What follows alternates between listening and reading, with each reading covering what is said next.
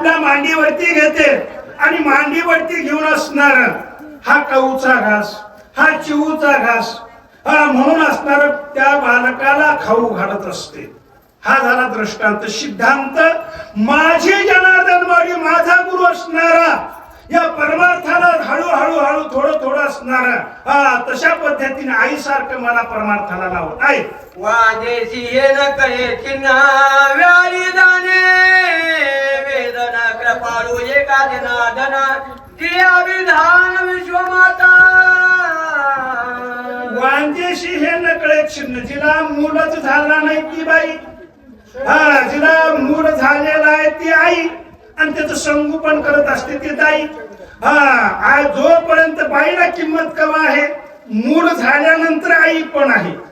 गुरुला किंमत तेव्हा शिष्यत्व, सत्य शिष्यत्व भेटला तर गुरुला किंमत आहे.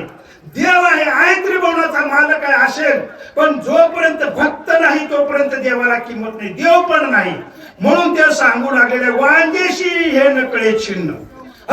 कारण त्या 9 महिने 9 दिवस उदरामध्ये संगोपन करणं, पुन्हा असणार त्याला बाळातपण असणार झाल्यानंतर त्या बालकाचं संगोपन करणं, त्याला असणार वाढवणं. कारण त्या वाजेला कळत नाही कसं खाऊ घालावं, कसं त्याला असणार संगोपन करावं. तसं ज्याच्याकडे ज्ञानच नाही, ज्याने गुरुच करून घेतलेला नाही, ते वांज आहे. किंवा ज्या गुरुकडे हे ज्ञानच असणार नाही ते वांज आहे. ज्याच्याकडे ब्रह्मज्ञान आहे आणि ते ज्ञान शिष्याला देऊन परिपक्व दशेला आणलेलं आहे, त्याचं महत्व त्याला कळते. म्हणून दृष्टांत देऊन नाथबाबा सांगू लागलेले आहे. ब्रह्मादिक पुत्र व्याधी दिये ब्रह्मांडे सृजिली निज कर्मित्रने मानिली मदते ताली लक्षणा. ब्रह्मांड असणारा त्या ब्रह्मदेवाला त्या ठिकाणी पुत्र व्याधी माझी जनार्दन माऊली कोण आहे? विष्णूच्या नाभिस्थानामध्ये कमळाचं झाड आलेलं आहे, त्या कमळाच्या झाडावरती ब्रह्मदेवाचा जन्म आहे.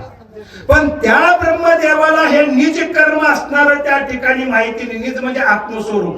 का बरं माहिती नाही? का माहिती नाही? तर तो असणारा त्याच्याकडे फक्त एकच कामगिरी देऊन टाकलेली आहे. प्रांतकाळी ब्रह्मा, माध्यान वेळी विष्णू आणि सायंकाळी सदाशिव बाळकाई आहे. सत्वगुण, रजोगुण, तमोगुण हे गुणातीत दैवत आहेत. म्हणून त्यांना असणार निज कर्म असणार त्या ठिकाणी माहिती नाही. जन्माला घालावं एवढंच आहे. त्या ठिकाणी तृणा गवता समान असणार मानलेला ह्या कर्माला माझ्या गुरुनं, कारण माझ्या गुरुच्या ठिकाणी तिन्हीच अधिष्ठान आहे. गुरुर ब्रह्मा, गुरुर विष्णू, गुरुर देव महेश्वरा. पण देवाच्या ठिकाणी गुरुत्व नाही, देव देवच आहे. म्हणून माझ्या गुरुने एवढा अधिष्ठान त्या ठिकाणी केलेला आहे असं सांगू लागला. ताने जाऊन कजावे की बुकेल्या जेऊ घालावे मध्ये सर्व तान संभवे तेने ओलावे माऊली. याच्यामधनं भक्ती शिकायची आहे. ओवी एकच आहे, रामायण एकच आहे, पण याच्यामध्ये 2-3 प्रकारचा अर्थ असणारा निघत असतात. आम्हाला करता येत नाही तो भाग वेगळा. त्याच्यामध्ये वाचार्थ, लक्षार्थ, भावार्थ, पण आम्ही तिन्ही बी बाजूला ठेवता गोल अर्थ करता, कारण आमचा अभ्यास नसल्या कारणाने. अभ्यास सोपा नाही. अभ्यासावरी गहन, मग पार्थात ज्ञान आणि ज्ञानापासून ध्यान विशेष.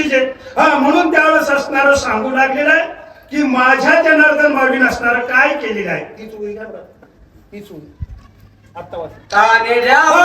त्यावेळेस असणार गृहस्थाश्रमानं म्हणजे आपल्या घराच्या ठिकाणी तहानेजून आलेला आहे का, भुकेजून आलेला आहे का, कोण्या अवस्थेत आलेला आहे. जर तहानेजून आला असेल तर त्याला पाणी द्यावं, भुकेजून आला असेल तर त्याला जीव घालावं. हे पूर्वीचा काळ होता. घरी आहेत का हो? जुन्या पाया पूर्वीच्या आई असणाऱ्या, ये रे बाबा ये बस बस बस बस बस. मग त्याने चहा घे, पाणी पे, थोडं नाश्ता, जेवण करत असं त्या ठिकाणी म्हणत होते. पण आताचा असा आलेला आहे, ते घरी आहेत का? नाही. कुठला अन्नदान घालणार आहे? ते कोण्या अवस्थेत आलेला आहे? काय ताणी दिलं काय कळणार आहे? नाही म्हणजे ते निघून जातं. पण पूर्वीचा काळ असा होता, त्याला जीव घालायचं, त्याची अवस्था पाहायची आणि घालतास रे बाबा सांग बरं. मग पुन्हा विचारायचं, मग ते घरी नाही तर इकडे गेले असं तसं. पण अगोदर हे गृहस्थ आश्रमाचा नियम पूर्ण करत होते. म्हणून तहानेजून असलेलं पाणी द्यावं, भुकेजून आला असेल तर त्याला जीव घालावं.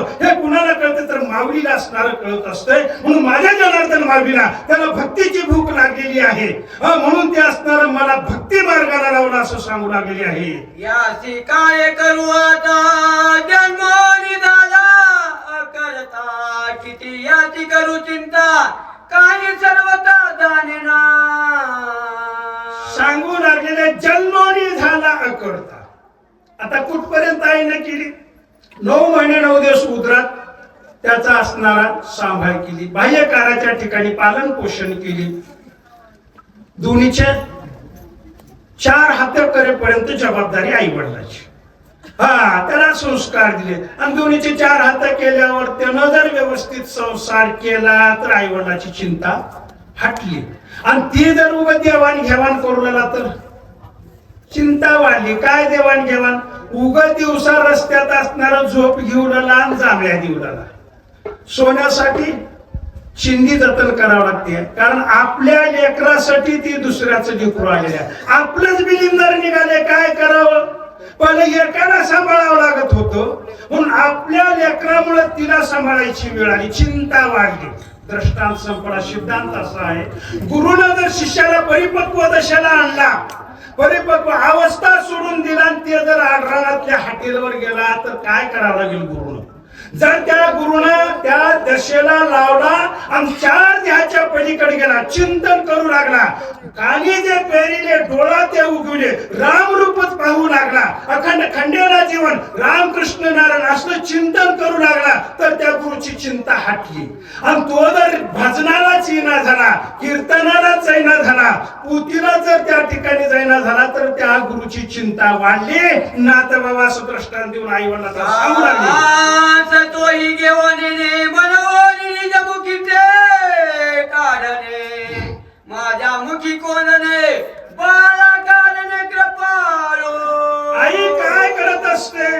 आई असणार कुठेही गेली तर ते वनात जाऊ द्या, ढाळा वाळू रानमेवा, रानातला रानमेवा काही असो, किंवा गावात जरी कुठे शिदुरी सोडायला गेली तर तिथं शिदुरी सोडून किंवा ढाळू पोळा त्या ठिकाणी खात नाही. जर खात असेल तर त्याची जर आठव झाली तर आपल्या मुखातलं काढते आणि त्या बालकाच्या मुखामध्ये घालत असते. नट्ट इद्र बेंद्र कसलं बी असू द्या, जगाला पण आईला ते गोंडसच आहे. जसं जसं खाईल, जसं जसं त्या ठिकाणी सौंदर्य दिसत तसं तसं आईचं सुख वाढत असतो. म्हणून त्या ठिकाणी माझ्या जनार्दन माऊलीनं काय केलेले आहे? माझ्या मुखामध्ये घास घातला. कोणता घातला? नामचिंतनाचा घास घातला. कोणता घास घातला? माझ्या हातामध्ये लेखणी देऊन असणार हे लिहायला, येथे अर्भकासाठी आणि पंते हाती धरली पाठी. किती ग्रॅज्युएशन झालं असेल, मास्तर असला तर लेकरासाठी त्याला हातात पाटी पेन्सिल धरावं लागत आहे. तसं गुरु किती ब्रह्मज्ञानी असेल, आत्मस्वरूपाला प्राप्त झालेला असेल तर एका शिष्याला तिथपर्यंत त्या अवस्थेला पोहोचवण्यासाठी त्याला असणाऱ्या त्या खाल्ल्या थराला यावं लागत आहे. शिष्य हे सुरुवात आहे आणि गुरु हे परमपदाला पोहोचण्यासाठी हे आहे. म्हणून त्यावेळेस माझ्या जनार्दन माऊलीने असणार हे मला अवस्थेला पोहोचवलं असं म्हणू लागले. आती सुरत राम कथा माऊली श्रीकांत गोड घेता, आडमी आलो चित्ता काही सर्वता जाणेना. नाथ बाबा सांगू लागलेले आहे, माऊलीशी गोड गोड घास घेता. माऊली माझी घास गोड खाऊ लागलेली आहे आणि गोड घास घेत असताना आडवी आलो अवचित, अचानक आडवा आलो. आडवा आलो म्हणजे काही बालकानं तोंडातला घास इसकाटून घेतला नाही. आड आलो म्हणजे हे रामायण लिहित असताना रामायणाचा गोड घास असणार आहे, रम्य रामायण आहे. म्हणून त्यावेळेस असणार लिहित असताना एकदम अचानक माझा आठव झाला माझ्या गुरुला आणि त्यावेळेस त्यांना असं वाटलं हे माझ्या शिष्यानं पुढचं रामायण लिहावं, माझ्या शिष्यानं असणार परमपदा असणार पोहोचावं असं म्हणून गोड घास म्हणजे माझ्या हातात लेखणी दिली आणि हे रामायण माझ्याकडून करून घेतलं म्हणतात. कृपाळू कैसी तोंडीचे काढो निवेगेसी ओ पिता माझे मुखाती निज मानसी सुखावे. आता काय झालेले तेही कैशी माता कशी आहे? ओ पिता माझी, आपल्या मुखातला घास असणारा काळी आणि त्या बालकाच्या मुखामध्ये तिला आई म्हणावं, तिला माता म्हणावं. कैशी तर तैशीच. तिला दृष्टांत प्रकरणात मी पूर्वी सांगतो नाही, माता माताच आहे, तसं माझा गुरु गुरुच आहे. जनार्दन माऊली माझे गुरु असणारे आहेत, आई समान आहेत. माझी काळजी असणारी माझ्या जनार्दन माऊलीने घेतली असं नाथबाबा सांगू लागले. बाळकाच्या धनी दाई दे का शिष्याचे निघाले पणे होई दे आणि काहे न कळे सहजे सद्गुरुने जाणी त्याची प्रसवती या ओळीमध्ये नाथाने स्पष्टपणे लिहिलेलं आहे, बालकाच्या धनी धाई जे. ज्या आईनं त्या बालकाला जन्म दिलेला आहे तिलाच कळते काय त्रास आहे, तिलाच कळते त्या बालकाचा काय आनंद आहे, तिलाच लुटता येते. आणि त्या शिष्याचे ज्याने शिष्यत्व पद केलेलं आहे त्या शिष्यालाच कळते गुरुचं महत्व. मी काय होतो, मी अज्ञानी होतो, मी अनपढ होतो, पण माझ्या गुरुनं असताना ज्ञान देऊन गुरु ठाक केला, मला ज्ञान दिलं, परमपदाला असताना पोहोचवलेला आहे. त्या शिष्याला कळते, त्याच गुरुला असणारा कळते. आणि का सहजे सहजासहजी हे गुरु शिष्याचं महत्व अनेकाला कळत नाही असं नाथबाबा सांगू लागलेले आहे. एका जनार्दना चरण कपिलामाज्ञा धर्माने आणि दापन गोड कथन पुढे असे. नाथबाबा जनार्दन स्वामीला आपल्या गुरुला असणारे शरण गेले आणि पुढची कथा असणारी सांगू लागले. गोड गोड गोड असणारी पुढची कथा आहे असं सांगू लागलेले आहे. श्रोते कोपती धने सैराट भरला राणे ओढीला एका जनार्दने काही म्हणे स्मरेना. आता नाथांनी श्रोत्याकडे बोट दाखवलं, कारण श्रोते जिज्ञासू चिकित्सक तसेच होते. श्रोते कोपती जणे, श्रोत्याने न जाणू असं म्हणू नका. सैराट भरला राणी काय सांगितलं की हो, कथा भाग बाजूला ठेवला, रामायण बाजूला ठेवलं आणि गुरु शिष्य माय लेकरू असं सांगत बसले. आम्हाला काही कळालं नाही, आमच्या डोक्यावर गेलं, पण आम्हाला काही आवडलं नाही असं म्हणू नका. का तर हे कथा असणार, हे गुरु शिष्याचं हे ब्रह्मज्ञान आहे आणि हेच गुरु शिष्याचं जे ऐकल्यानंतर तारून येणारी कथा आहे. म्हणून या श्रोत्यांनी या गुरु शिष्याच्या परिहाराला त्या ठिकाणी नाव ठेवू नका असं नाथांनी सांगितले. आता बऱ्याच ठिकाणी तर परिहार वाचूनच घेतात, का बरं घेतात ही काही मला माहिती नाही, तितक्या असं खोलात गेलो नाही. पण आपला जर भाग ठेवला तर जर वाचक असले, साधे असले तर आम्हाला सांगायला जमते. वाचक जर नाही भारी असला की 2-2, 4-4 ओव्या घेतात, नाही पूर्ण वाचून बी काढतात. खास सांगायचा जर भाग असेल तर वाचून घेतात, सांगणाऱ्याचं मात्र करतात. तसं काही करू नका म्हणून सांगू लागलेला की हे श्रोत्यांना असलं काही म्हणू नका असं बोलू लागले. श्री भावात रामाने दुकाने एका कार्तिकाय हनुमंत नंदीग्राम नाम चत्व चतुरा शांती अध्याय गोरा पुंडली कोजार विठ्ठल श्री ज्ञानदेव तुकाराम राजा रामचंद्र भगवान की जय.